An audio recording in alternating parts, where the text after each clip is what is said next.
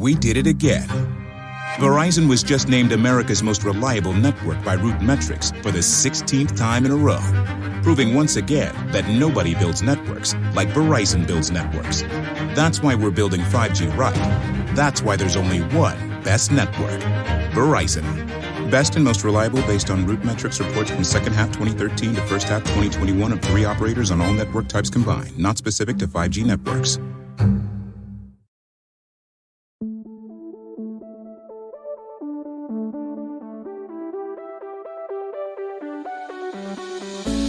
You're listening to Two Chunks and a Hunk. Movie musings for mostly everybody.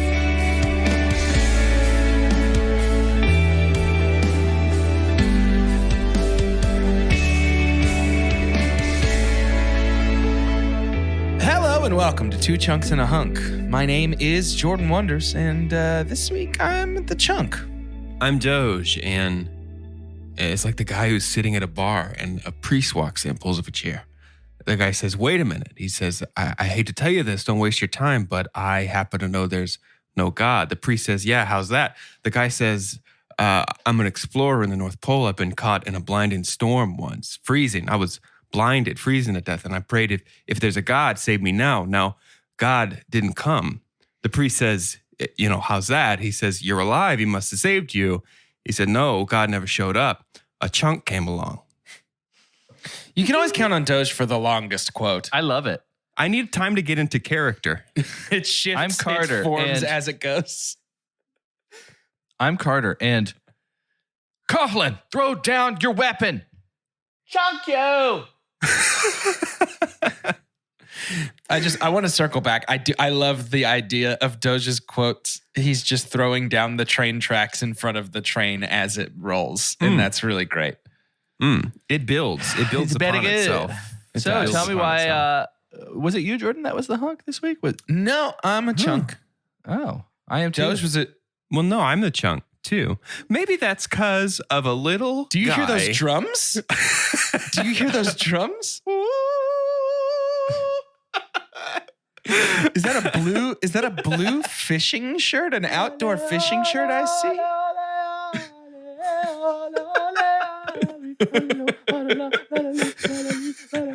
Our hunk this week. I wish he was a guest chunk with us, but he's not.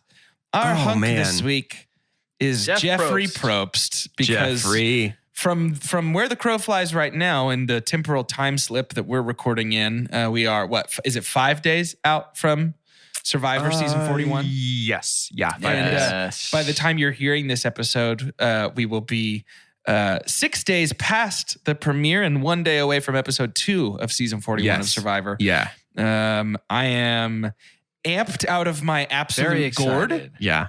Very pretty excited. pumped. Pretty pumped. Is this the longest running, longest running reality show? Yeah. I believe it has It's the most close to- seasons. I don't know if it's the longest time I think running. it and Big Brother are very close. Okay. Yeah. Because they were around the same time. I don't know if Big Brother had much of a hiatus, if ever. It would make complete sense for me to also be into that show because it's basically the same thing, but in a house. Sure. Yeah. Now, does Big Brother have $1 million jackpot as well? Yeah. It does? Okay. Uh-huh. So they both have $1 million jackpot. That's pretty good. Like that. I think that it is the biggest. $1 million is the biggest prize money for a reality competition. Really? Ever heard of Who Wants to Be a Millionaire? That's also big. That's the same amount. It's been bigger sometimes, but yeah, for recurring, they'll give out their $41st million. Which is pretty insane. That's wild. That's wild. I am full blown. We're unironic addicted. fans of Survivor, by the way. I think it's actually not very a- you good. hear Survivor 41 me. seasons. Some people are like, pfft. I'm like, no, listen to me. I think I get you guys into Survivor? Or Yes, did you already it watch was Survivor? you that Absolutely. finally No. convinced us to It's watch. Yeah, you hooked like me on as it. simple as that. Take that as an example. It was just like they'd never watched it before. I was like, please just give it a shot. There's curated lists out there. Yeah, Guys, that's what I like, used. Our chunkies out there. If you haven't watched Survivor, it's worth. And I think it would honestly even be fine for you to jump in this season. Yeah, You don't just do have it. to go. Yeah, just- there's not like just plot start on lines. season 41. This season is a brand new like an all new cast that's all newcomers. There's no returners, so it's not like you need to know anybody's backstory or anything for this season. They might reference some other people from shows before because it has kind of become. There's like canon in Survivor. Like it's I'll say this. I don't know if this is popular or unpopular. I'm sure there's opinions split different ways, but you're talking about Survivor? I think popular. I think the opinion I'm about to present, which is I am firmly in the camp of a season with returners or even all returners is always going to be my favorite. Yeah, I do love having returners. I just love continued relationship with the players, like that we as the viewers get to have, like watching people like evolve over the time that they play and watching them become like experts at the game. Absolute blast. Can't get enough. So Betty Phone. It's the best. So the other thing that I do like, I could talk about Survivor for the rest of our runtime if we're not careful. The other thing that I love very much is this series, Heist To Meet You. This is the final episode of the series, which is crazy. And come and gone. I feel like it deserves another time in the sun someday because three heist movies is not enough for Jordan. I'll tell you that right now. So we are wrapping up with Doja's offering, the one he brought to the table, which is the 2010 Ben Affleck vehicle known as The Town. And can't wait to start talking about it. This is Doja's first watch, so it's only right that he drops a synopsis straight in our laps. Drops a synopsis might need to stick around. Drops a synopsis. A drop a nop. Drop a nop. This week's synopsis has no author and thus sprung fully formed from the head of Zeus, as did Athena in the old country. The old country. The son of a tough Charlestown, Massachusetts thief, Doug passed on his chance to walk the straight and narrow in favor of becoming a career bank robber. Not only is Doug's crew one of the most ruthless in Boston, but they're also one of the best. They never leave a trace of evidence and always make a clean break. Over the years, Doug's fearless partners in crime have become something of a surrogate family to him. Jim, Jeremy Renner, the most dangerous of the bunch, is the closest thing Doug has ever had to a brother. But a divide begins to open between the two career criminals when Jim takes bank manager Claire Kesey, Rebecca Hall, hostage during a particularly tense heist, and the group subsequently discovers that she hails from their own tight-knit suburb. When Jim proposes that the gang make an effort to find out just how much Claire recalls about the crime, Doug fears that his volatile partner may do more harm than good and volunteers himself for the job. Later, Doug turns on the charm while pretending to bump into Claire by chance and becomes convinced that she doesn't suspect him of being the same man who just robbed her bank. As the feds turn up the heat on the gang, Doug finds himself falling for Claire and searching desperately for a means of cutting his ties to his criminal past. But with each passing day, Jim grows increasingly suspicious of Doug's true motivation. So this is just a full Spark Notes of the movie, I guess. Now caught between two worlds with no chance of turning back, Doug realizes that his only hope for finding a happy future is to betray the only family he's ever known. This is the classic IMDb case of, I'm going to sit down, I'm going to type something, it's going to be the best synopsis on here. I get through the first 30 minutes and I'm so tired of typing, so I'm going to sum it up in 2 sentences after that. We have a super duper detailed account of the first 30 minutes of this movie, and they're like, and then the rest of the movie, it continues and will surprise you. More stuff does happen. Yeah, it feels like there are a lot of synopses, and maybe that is sort of the what we're seeing happen is people writing most of it, or like too much at the beginning, being like, I'm done. But it feels like there are so many synopses that we read that are like, if I describe the first act in vivid detail, people will want to watch this, but I'll leave act 2 and 3 in mystery. Sure. Yep. Like we get a lot of those. It's very interesting. Doge, this was your first watch. Will you? Sure was. What did you know about it going in, and did it meet expectations in any way? Like what was this like for you? I think this is, in my mind, there was a bit of a Renaissance. Sure. And he sort of came back into good graces, and then he did some bad Batmans, and has sort of fallen out good graces again, but this to me seemed, as I remember it, to be like the beginning of his Benazance. Okay. People were like, actually, this Ben Affleck guy does a pretty good job. So I just missed it when it came out. But watching it this time, I was fully expecting to really love it and really be impressed by Ben in particular. Sure. And that was really the only expectation I went into it with. I didn't know much about the plot at all, other than it was heisty. Sure. And so expectations were fully met and exceeded by Ben alone. In fact, Ben Affleck is my super pump for this movie. Okay. Ben Affleck is absolutely wonderful in this. I think this is the right way to use Ben Affleck as a director, and our director does happen to be Ben Affleck, so I think he's playing to his own strengths. He knows how to use himself. He's playing to his own strengths really, really well here. And I think that there are lots of examples of how not to use a Ben Affleck when you have him. Sure. Yeah. I think stuff like this. I think stuff like Gone Geely. Girl. Oh. Yeah. I think where he's kind of this like, I think smarmy is like the key Ben Affleck that you have to have in a role to be a believable Ben Affleck role. Sure. And the smarminess here really, really works for me. And I think it's tough. Go ahead. What were you going to say? I was just going to say any role where he has to wear a superhero costume is probably the bad role to use Ben Affleck for. But that's also what makes him maybe one of the best Bruce Waynes. You know, Yes. It's like totally. that smarminess is completely, that. And then he was wasted. Well, you want to talk about missed opportunities. The whole time I was watching this, not the whole time I was watching this movie. A lot of the time I was watching this movie, and Ben Affleck and Jon Hamm were together. I could not believe that Ben Affleck was the one out of the two of them that they picked to be Batman. Jon Hamm, I will forever feel robbed of Jon Hamm being Batman. He would have been such a great Batman. I know. I think even before we get into the plot of the movie, well, granted, we've basically watched the movie once with the synopsis, but I'm going to give my super dump. Okay. And it's likely going to be somewhat of a hot take. Okay. But I feel like I need to say it early. And I like The Town. I think The Town is a good movie. But I have to say that my super dump is Matt Damon. Okay. Interesting.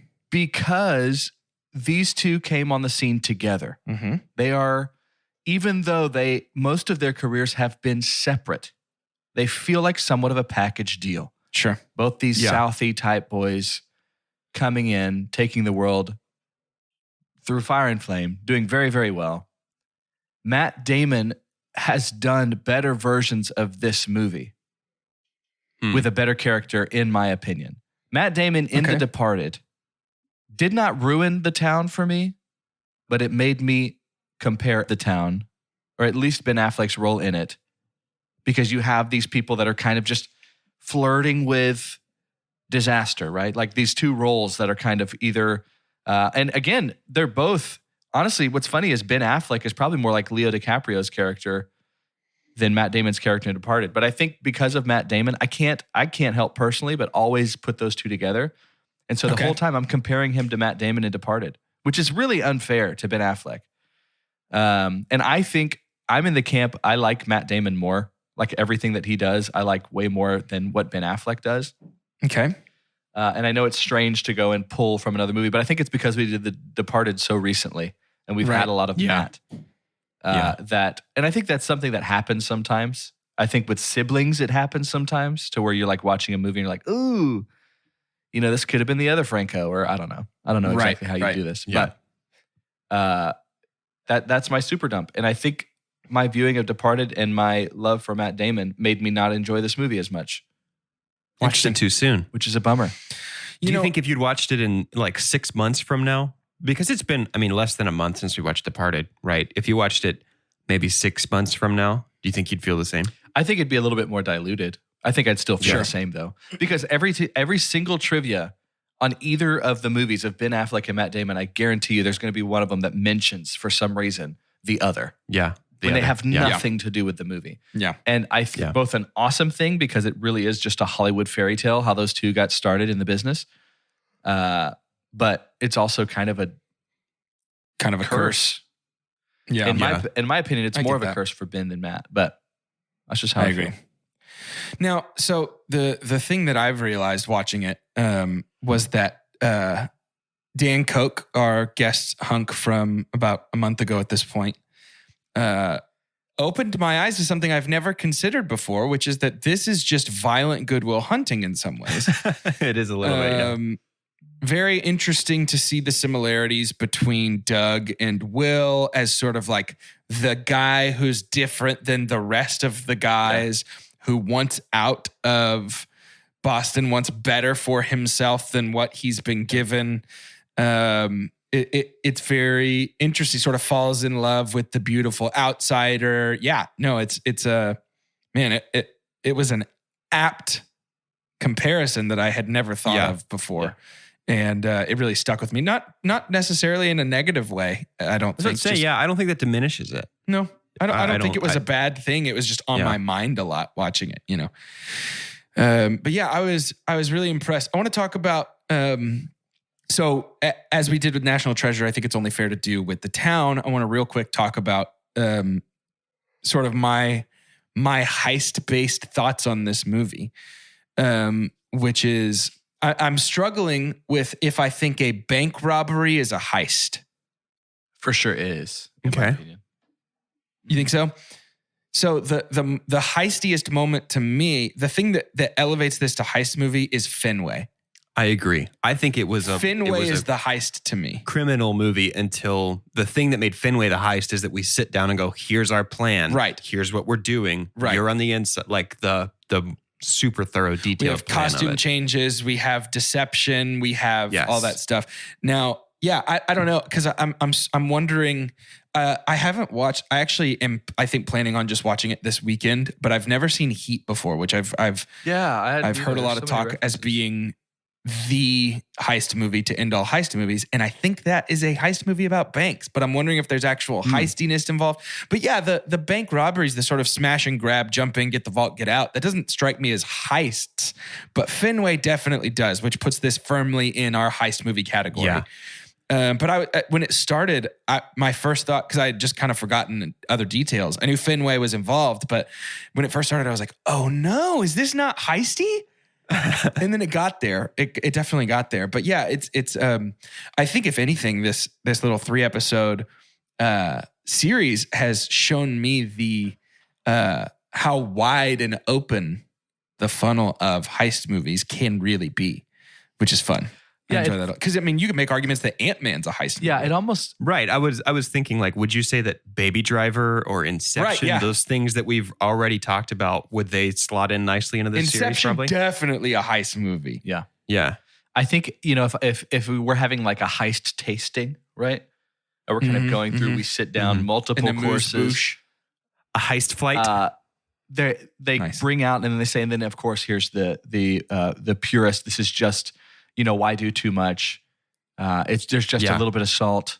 Why mess with the heist? You know, when the heist is so good on its own. That's Ocean's 11. Yeah, I think it took it. I think it just took the genre. I think it was so good at the right time that everything else is kind of like, that's what we're measuring off of, and I love that. Yeah, I think that's so fun. I'm now wishing we had reversed our order of movie releases and done Oceans at the end so we could be like, this is a heist. But no, I think it's very interesting. And honestly, I think it's helpful to have Oceans as our lens through which we view these other two sort of heists. But I want to talk about, very quickly, things that work in this movie. Lots of them. Ben Affleck was almost my super pump. He is not. But he was almost my super pump. Holy crap. Dude is a certified hottie in this movie. So here's the bummer, I think. I'm deeply wounded by the DC cinematic universe, and I want you guys to know this about me. Yeah. Poor Ben. I mean, I feel bad for him, right? DC, lifelong Batman he's got Matt fan. Damon. Everybody's skewing our views of Ben. Yeah. Ben is cut in this. Dude, Ben is looking great. Shredded. Absolutely shredded right Our costume designer for the DCEU made him look so puffy. Yeah. He looks more like Lego Batman than comic book Batman. Yes. Yeah. My preferred Batman look is a more svelte, not wiry Batman, but like it's because Snidey Boy was hell bent on adapting The Dark Knight Returns. I know. Everybody's as wide as a city bus. Yeah. Anyway. I know. I get it. I understand it. But yeah, Ben really works for me. His direction, his writing. I didn't realize this was an adapted screenplay until I read about it this time. Oh, I didn't realize that either. Yeah, it's a book. It's a novel first, and then movie second. So yeah, I didn't realize it was adapted. But yeah, his writing, his acting, his directing is just all. This is some of, not the necessarily, but some of the peak Ben that we ever have gotten, and I really appreciate. I agree. That. I agree completely. John Hamm was almost my super pump. He's bringing it, the not effing around crew, and it's about to go both ways. That's a great little monologue.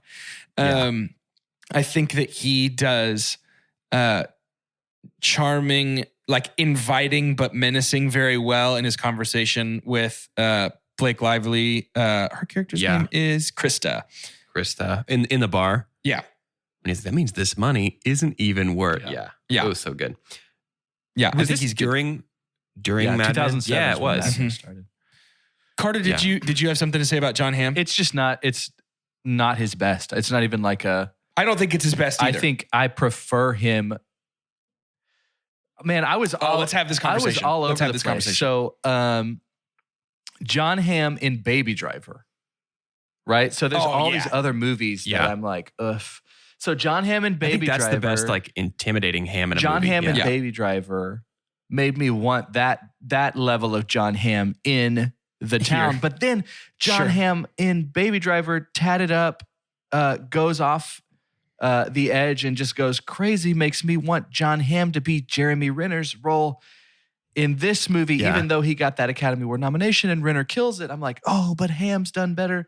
And he did Renner's role better than Renner did in Baby Driver. And I just like, I was so this mixed bag of of emotions. And that's a good point. Judgment. I didn't even think about how that's the same role. That's basic. That's Jim. Exactly. It is. Yeah. And it's like it's close for sure. He was taking notes in The Town, right? So he was like, I guess I could have done better. That's the role I wanted anyway. So we mentioned in our mini Monday yesterday that we want to have a conversation about whether we prefer funny John Hamm or intense John Hamm, and they're both good. He is so good at both. He's hilarious. If we have to pick, I think we should make us pick. I think you have to pick. Yeah, I'm serious John Hamm. Serious, I think gives me everything on that side of the scale. Because I also get terrifying John Hamm and like scary John Hamm. Which is my favorite John Hamm. Sure.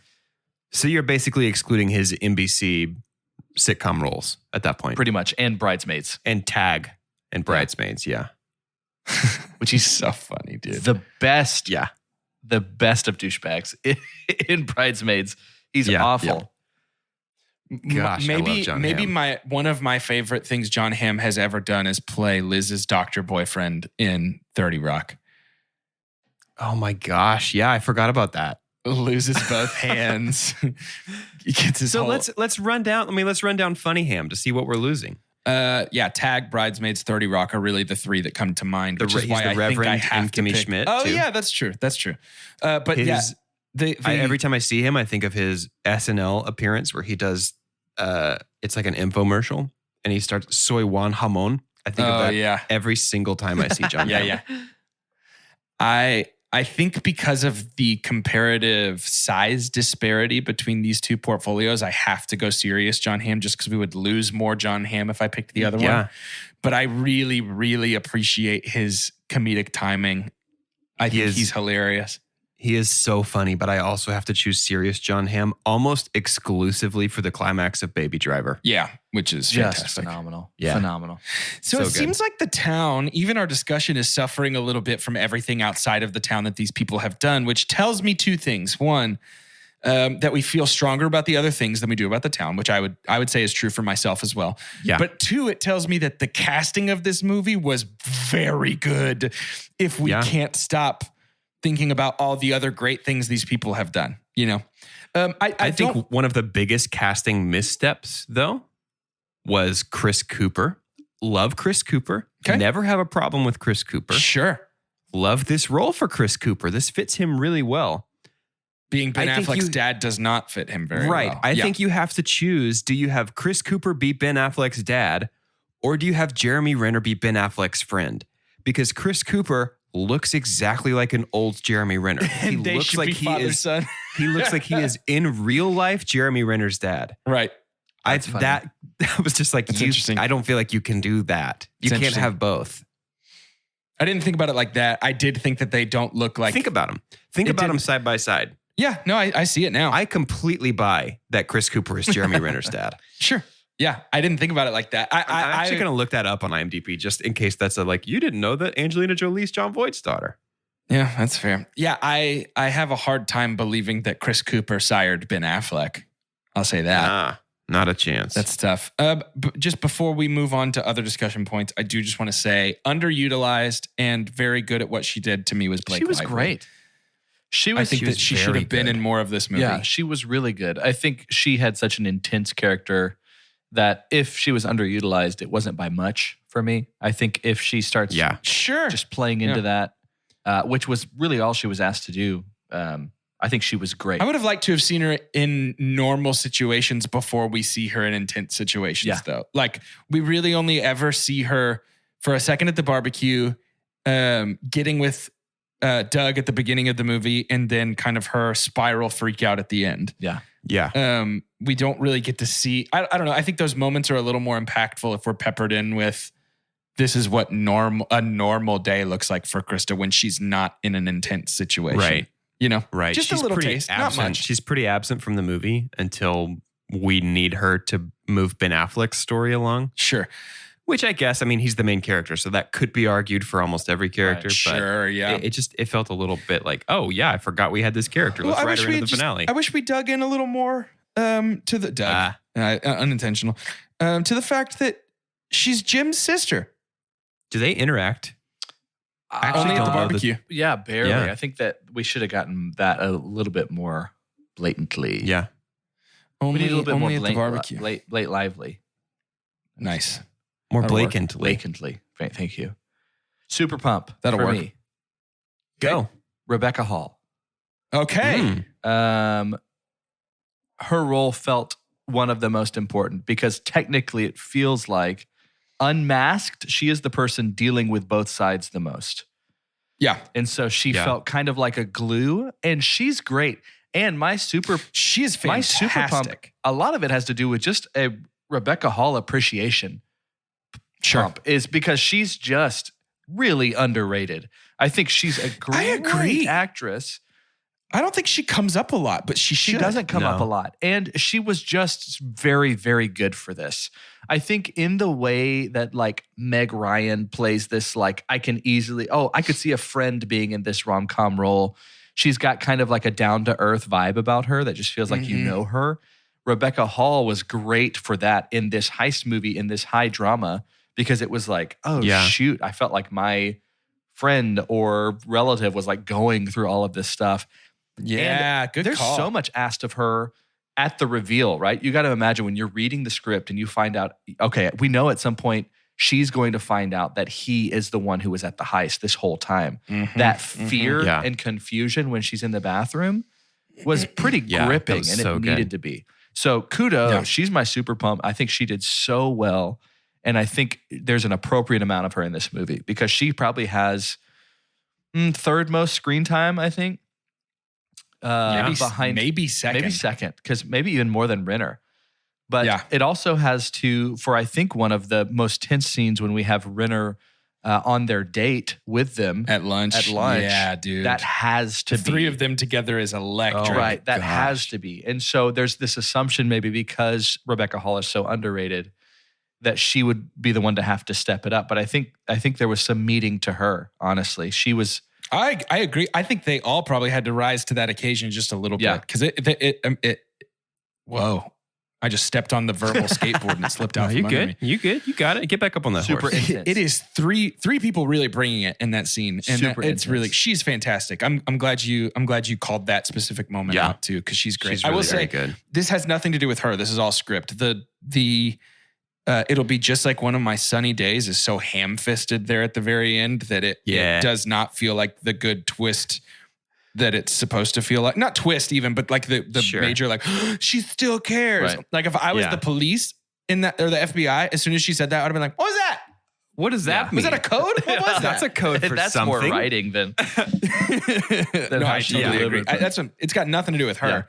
And then Her accent work is a little wonky. In she's this not to me. supposed to be from she's Boston. not from Boston. I know, but she doesn't sound like she's from America. She's very British in real life, and it was slipping through. I didn't even catch that. Yeah, I didn't either. The thing that always slips through is anything. In America, we say anything. Anywhere in America, we say anything. And other English-speaking countries say anything. And she always says anything over and over in this movie. And it drives me nuts. Anything. Anything. Anything I could do for you? Ben Affleck, it was me working at the bank. I'm the one you kidnapped. New Zealand in there a little bit. Doug, you're going to be in Barney.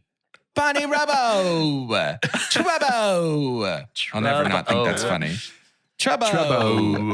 I'm going to super dump now. It's like TRUBBO. Trouble. There's an E somewhere in there. Yeah. I'm going to super dump now. And my super dump is simply the falling action is too short. The Fenway heist rules. Yeah. It is tense and exciting, and it finishes, and there's some strings that need to be tied up. Yep. And we just take off at a dead sprint and tie up all our loose ends, and then the credits roll. And we get exactly two, count them 1, 2 shots of Florida at all. Yeah. Yeah. Which I also don't love that he basically moved to like a riverside bungalow. Yeah. That's goofy. But that was a little bit like the Hulk. Yeah. Yeah. Yeah. I'm going to go out here where I can't hurt anybody. Yeah. The falling action of our movie is just too fast. There's not enough meat. Yeah, I agree. And there's just more.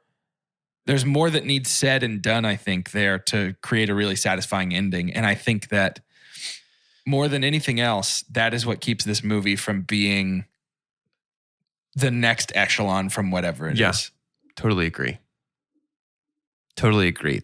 It's a little, gosh, I'm trying not to super dump right now because we have to have stuff to talk about for the rest of the episode. I still have my super pump to talk about on the back half, but Carter's super dumped and pumped, and you've already super pumped. So maybe we should hold on to it for just a little bit. Yeah, we'll hang on to it. Which is actually fine because it is time actually right now.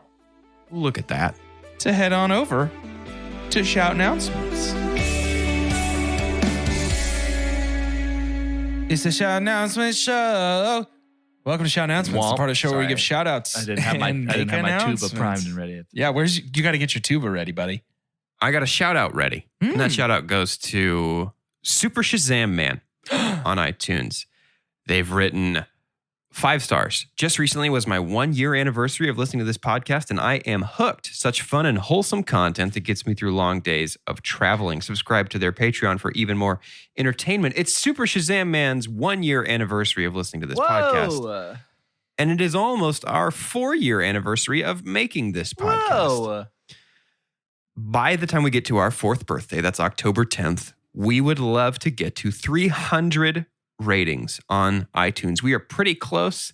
There's every chance that we're going to be there by the time this episode comes out. We're recording this well in advance, but you know what we need you to do is log onto iTunes, leave a review that is hopefully just as kind as Super Shazam Man's one. Super Shazam Man even includes a call to action for us. I appreciate the help there, Super Shazam Man, encouraging people to subscribe to our Patreon for even more entertainment. And I would say Super Shazam Man has a slam plan. Nice. To sign up for our Patreon. We have that $5 tier. I'll start with the expensive stuff. That's a persuasion tactic.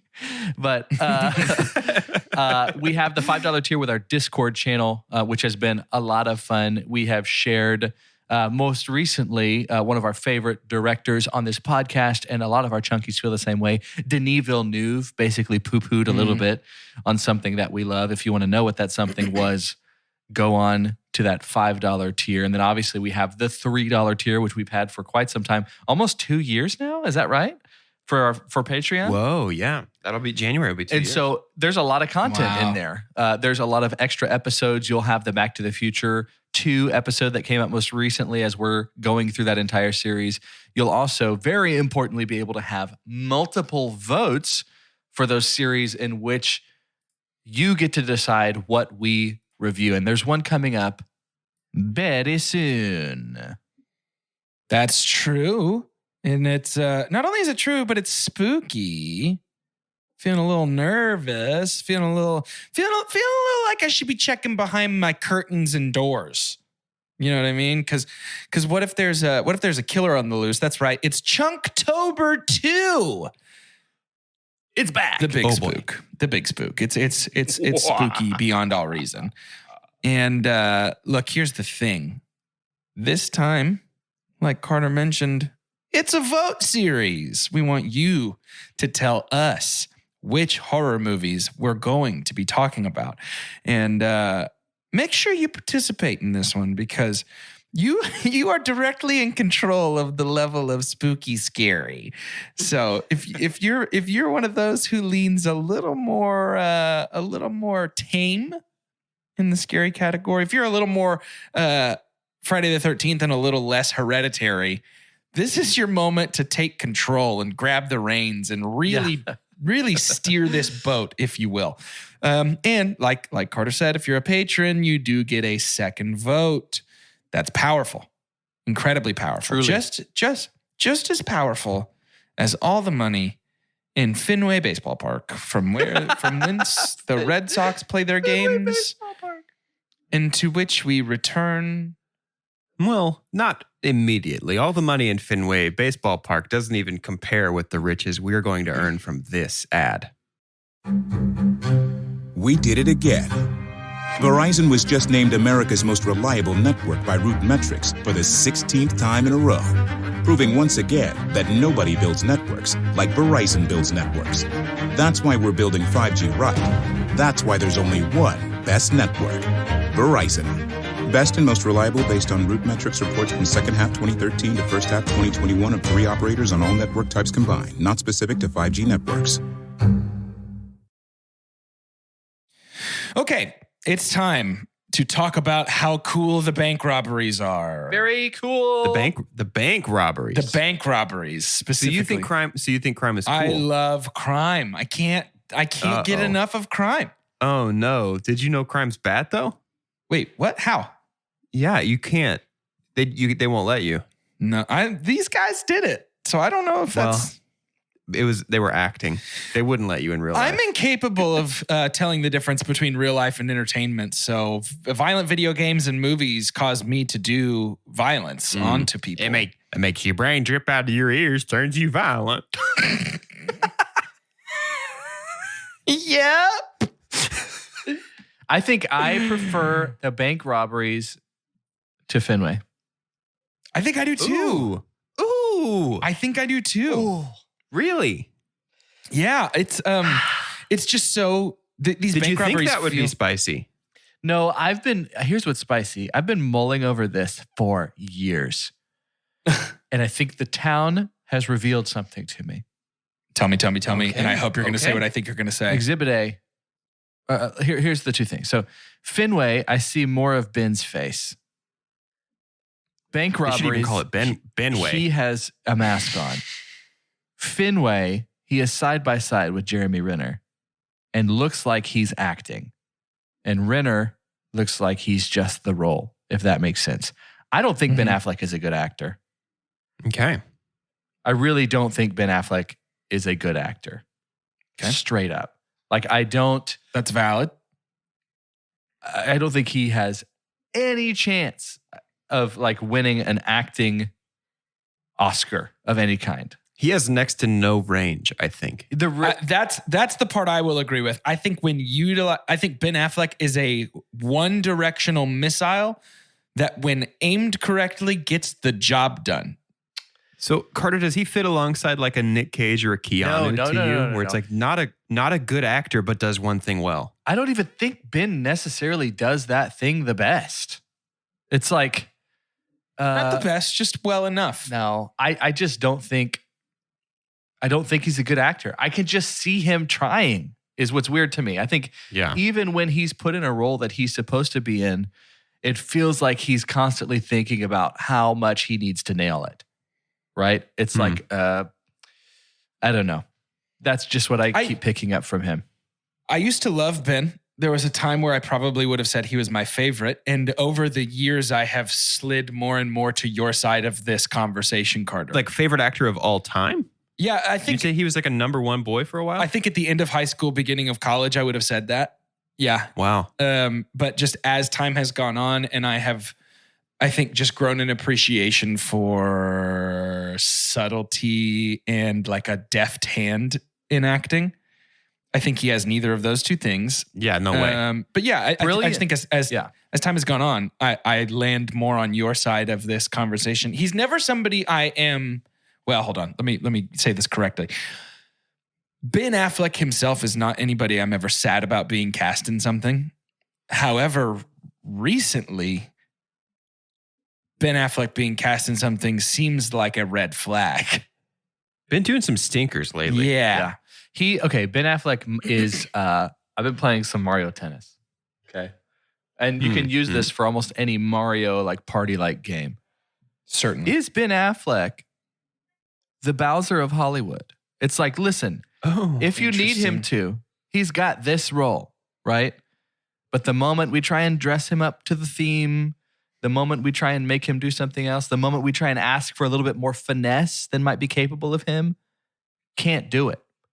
I think Carter, Ben Affleck, incredible. This is exactly Ben right. Affleck is a brilliant star, and he is on the cover of all the games of all the movies. He's brilliant. He is a bad actor. Because I'm gonna have to mull this over, but the Bowser thing has got me quivering.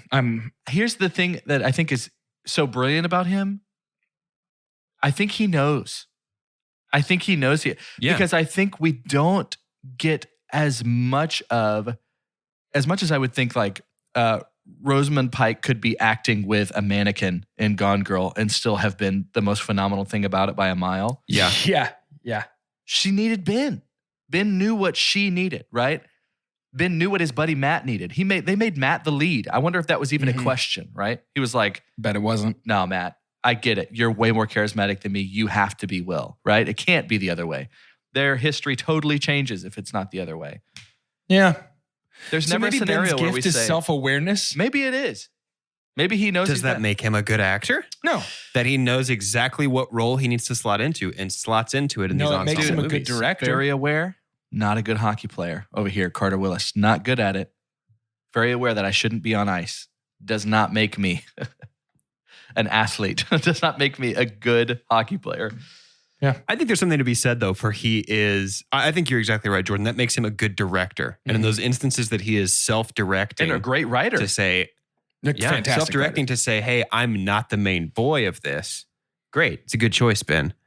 The Bowser thing's tripping me up a little bit because I would put Keanu and The Rock and, they're also the Bowser where it's like, if you tell me The Rock is going to be in this period piece about 1920s gangsters, it's always going to be Dwayne dressed up in a zoot suit. But they're the Wario. Bowser. They're the Wario. Very interesting. Very interesting. Okay. Very interesting. Can I submit that Keanu Reeves is Waluigi?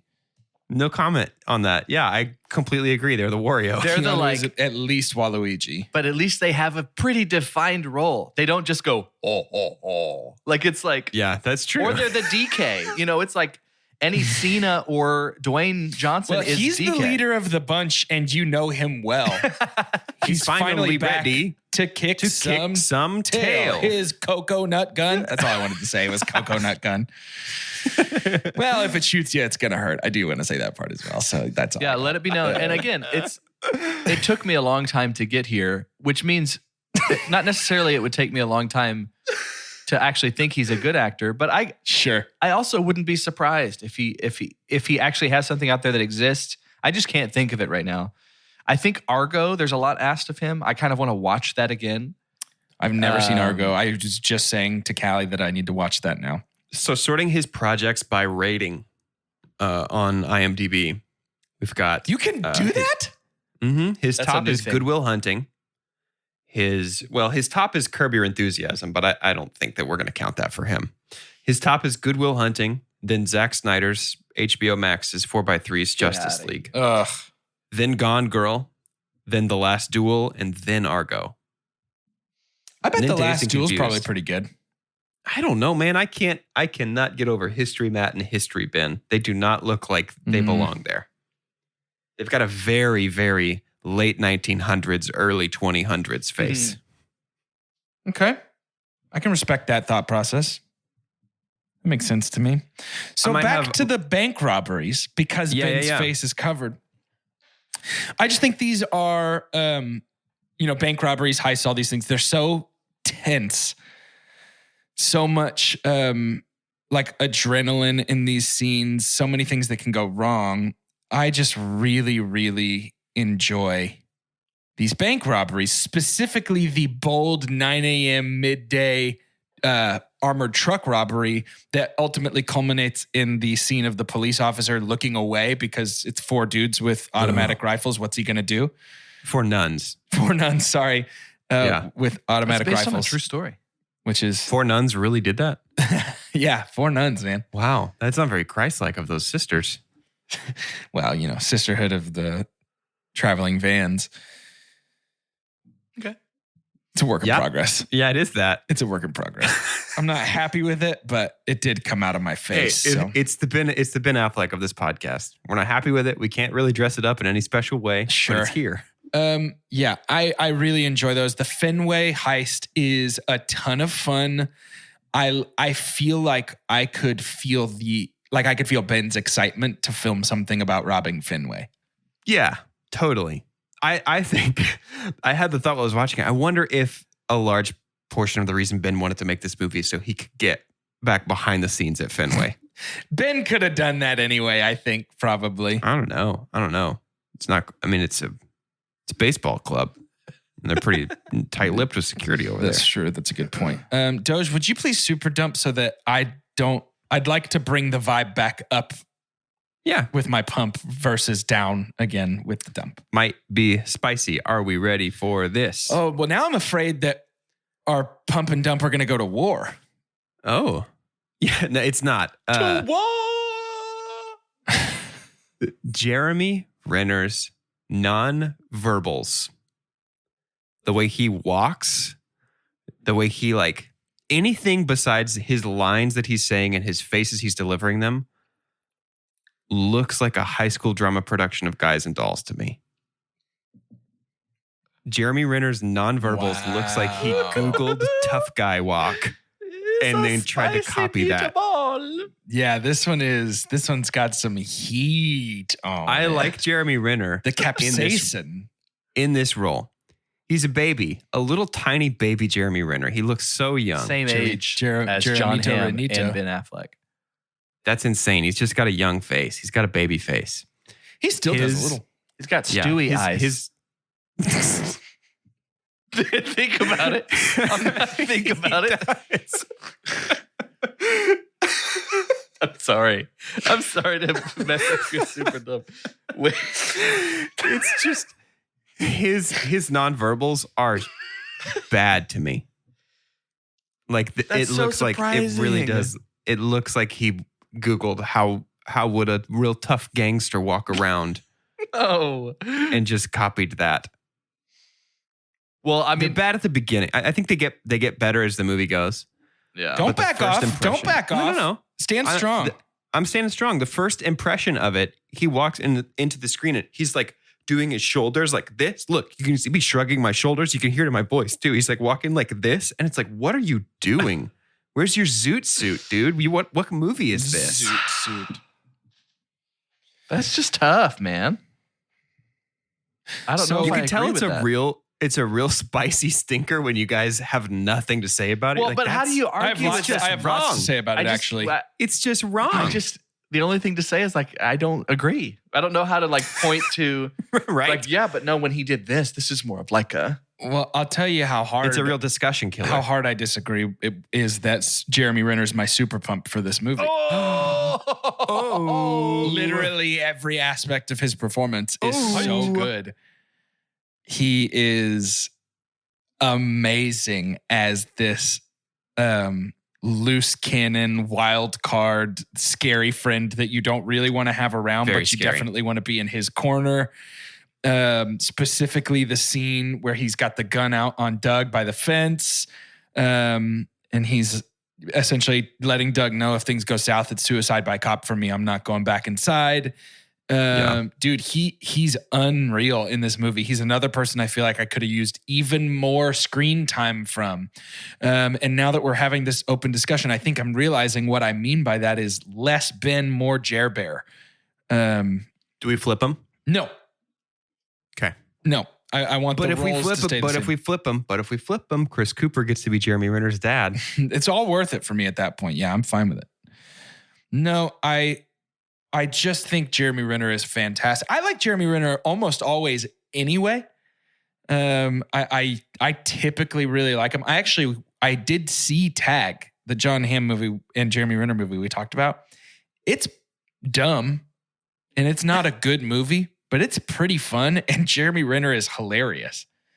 I think that he is fantastic in this movie. I think that he is. Carter is sending slacks in the middle of me talking. Slacked us a picture of Jeremy Renner's eyes next to a picture of Stewie Griffin's eyes. And I'm here to confirm that they are identical images. I'm sorry. Carter has no I respect poo-pooed on both of the most for my super pump. disrespectful moments. I'm Carter on has no Jordan's respect. side. I was debating on whether or not Renner was going to be my super pump. Yeah, I could wax poetically if we wanted me to, but basically what I'm saying is I really think he's fantastic. I think he totally deserved the Oscar. I don't know what he was up against that year, but I do think he deserved recognition for this role. I'll say that. I would need to see, this makes me just want to have you specifically point out these scenes to me, Doge, because I cannot even wrap my head. I never thought once. You know that what he I'll was do? I just think Doge has never been around a tough guy. He has no idea what tough guys are like.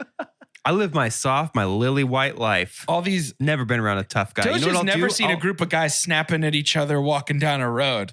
You know, I've never seen him pull out what I think is a switchblade, but it's just a comb. It's just a comb. They psyched slick you. back their. I've never been intimidated by a gaggle of greasers. Crease. They got cigarette packs rolled up in their white t-shirts with their So leather you know what I'll do? jackets. Carter, I will buy this on like Blu-ray or something. You're gonna rip the scenes? I'll rip the scenes. I'll send you a montage of them set to one of Jeremy Renner's many very good songs. Okay. Oh, I forgot about that. Oh, really? Not so super pumpy anymore, huh? No, I stand by nothing to do with it. You don't. So it sounds like you don't love everything about Jeremy Renner. The winner for actor in a supporting role that year was Christian Bale in The Fighter. Okay, yeah. Yeah, so I mean, he didn't deserve the Yeah, win. there was Renner don't stand you know a who else? chance Renner against that. In that Renner same definitely category, deserves recognition, though. Jeffrey Rush in The King's Speech. Whoa. Ooh. That's a hard call. What? Between Renner Jeffrey is, Rush and Renner Jeffrey is Rush. for sure third place. But I still love What it. a great year It's for the great. Oscars. Yeah, that's very good. Well, it is time to rate this movie using science. Insert quippy joke about science right here. We're going to use a scientific cinema scale, which is perfect. And as follows. The best thing we could ever say about a movie is own it, don't lend it. Buy that poster. The next best thing is buy it. That's followed by rent it and then stream it. After that is forget it. And last, but certainly least, the worst thing we could ever say about a movie. God hath forsaken us. I just realized that I think forget it is probably our least utilized category. Yeah, that's true. But it's because Forget it to me is like I have to be personally offended by this movie. You know what I mean? Like I would say like if it's a franchise killer, like the last season of Game of Thrones, I give it a forget it because that retroactively means that I wasted my But it can't investment. be God hath forsaken us because the rest of Game of Thrones still exists. Yeah, I hear what you're saying. It's like a very specific Right. bullseye. To It's get got to to be forget like a it. franchise killer. Yeah. Yeah. Yeah, I hear that. I Well understand said. that. I'm renting the town. I think it is a quality flick. It is crazy to me that I'm rating National Treasure higher than The Town. But much higher. On rewatch value. We're a serious movie podcast. On rewatch value, if I'm just being honest with myself, after watching these 3 movies back to back, Town is third place, and it's really not a debate for me. I like The Town. It's scary which one of them is first place for me. I know. Oceans is my first place. It's one of my favorites. But yeah, me too, definitely. That's what I was going to say. The Town is a rent. It's a solid rent, and it's a movie that I don't ever mind watching. But it's just, it doesn't live up to the peaks set by the previous 2 movies, and it's suffering in my brain because of that, I think. It's a rent for me too. For many of the same reasons. This is one of those literal, my HBO is HBO Max, even though this is on HBO Max. I am sunsetting my HBO Max subscription. So I did rent it. I did rent it. Why are you sunsetting your HBO Max subscription?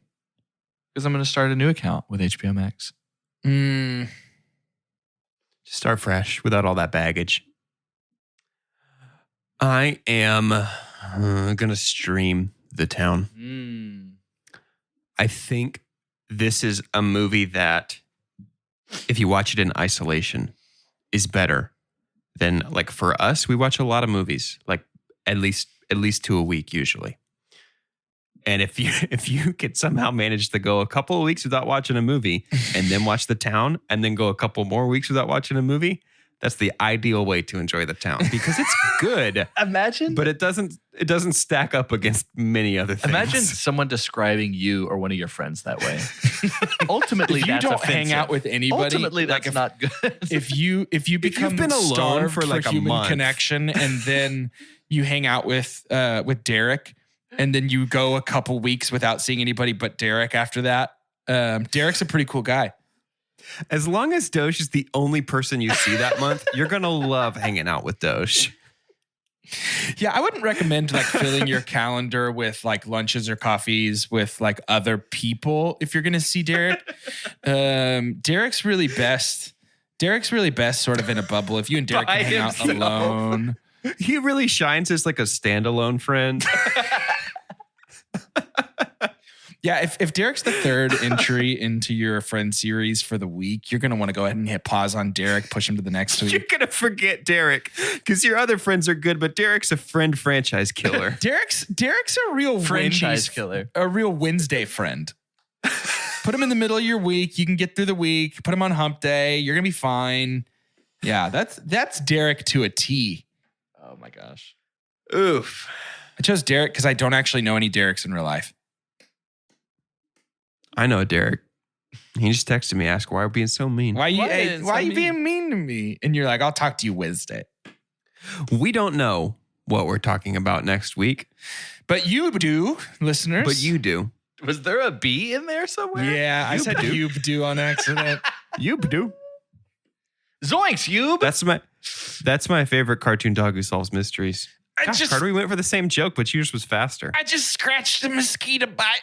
Ow. It hurts so bad. Hey, the wheels are falling off. Those are the best endings to episodes. We're doing Chunktober 2 next week. Starts next week. Please vote. Go to our Instagram. The link will be in the bio. We need your vote. And if you're a patron, you get 2 votes. That's a shameless Patreon plug. Do it. We want you there. Popping off some discussion in the Discord literally right now about Deathloop. If you're playing it and you have my phone number, get at me because it rules. I want to invade you. Excuse me? You'd know if you played the game. To end today's episode, I'd like for each of us to say our name and a brief description of the way we would choose to rob a bank. Nice try, government. For 2 Chunks and a Hunk, I'm Jordan Wonderson. It would start like this. approximately 10 years before I would be choosing to rob the bank. I would get myself employed at a vault manufacturer. I would learn the ins and outs of the vault. I would learn all the places that we shipped them to. I would learn how they, where their weak points are, where their strong points are, the fastest way in and out, yada, yada, yada. And then about 6 years into my employment at the company, I would just find a way to quietly and surreptitiously leave. No extra attention. Nothing stands out. I wouldn't be a great employee. I wouldn't be a bad employee. I'd just be middle of the road. I'd sit. The bank Derek. A real Derek. I'd bide my time for 4 years, put together a crew of 2 or 3 other people that work at the bank. What? Find out their schedules, find out when they're around, when the manager's not there. And I would simply slip in as a vault repair technician using my old uniform. Just a wrench usually is all they hold. Yep. Yeah. I would make my way. I'm here to fix the vault. Is something wrong with your vault? Hey, I'm here to fix it. It's me, Vaultio. I would come in and out. Nobody gets hurt. The hardest part of the whole job, staying the exact same weight that I was for 4 straight years so that my uniform still fits. That's where it gets you. I love Oreos too much. Jordan, it's not your vault. Whew. It's not your vault. It's not your vault. It's not your vault. Don't say that, man.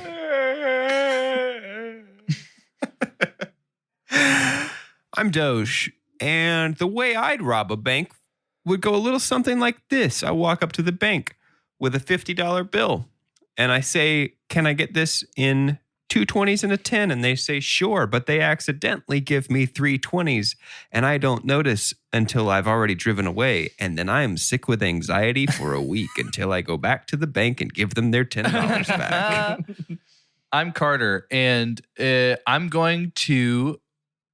I like the idea of befriending somebody who works at the bank, but they're going to be left in the dark here. And this is probably going to be the only thing that I do because everyone's going to see my face. But I think it's going to be pretty brilliant because I'm going to act as if I am a producer of a movie.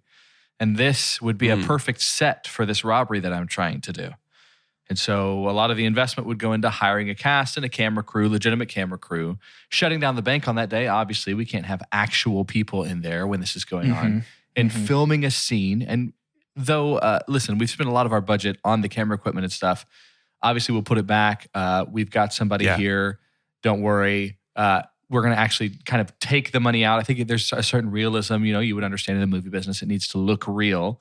Take all that money out and shoot it.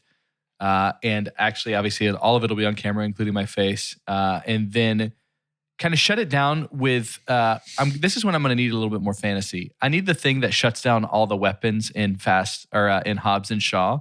Because I've got to immediately erase all of the camera stuff. Put them in microwave. But yeah, it'll be a movie. And then when I go to jail, I'll bring that stuff back. And now the movie actually can be in theaters. Very well produced. Documentary / actual film of me robbing a bank. Of you going to jail. And then going to jail. Carter Goes to Jail is the name of it. I can't believe I forgot to bring this up during the main part of the episode, but did you guys know that a real bank robbery happened while they were filming the 9 a.m. bank robbery? What? So they had to call local like Boston police to let them know, hey, we're filming a bank robbery. They have to do that to say like, hey, people might be like, hey, there's gunshots, people in nun masks and some vans. It looks like a bank robbery. We are filming today. And real bank robbers in Charlestown found out about the filming and planned a bank robbery for that same day so that cops would be slow to respond. So Carter did it then, huh? Yeah. This is his confession.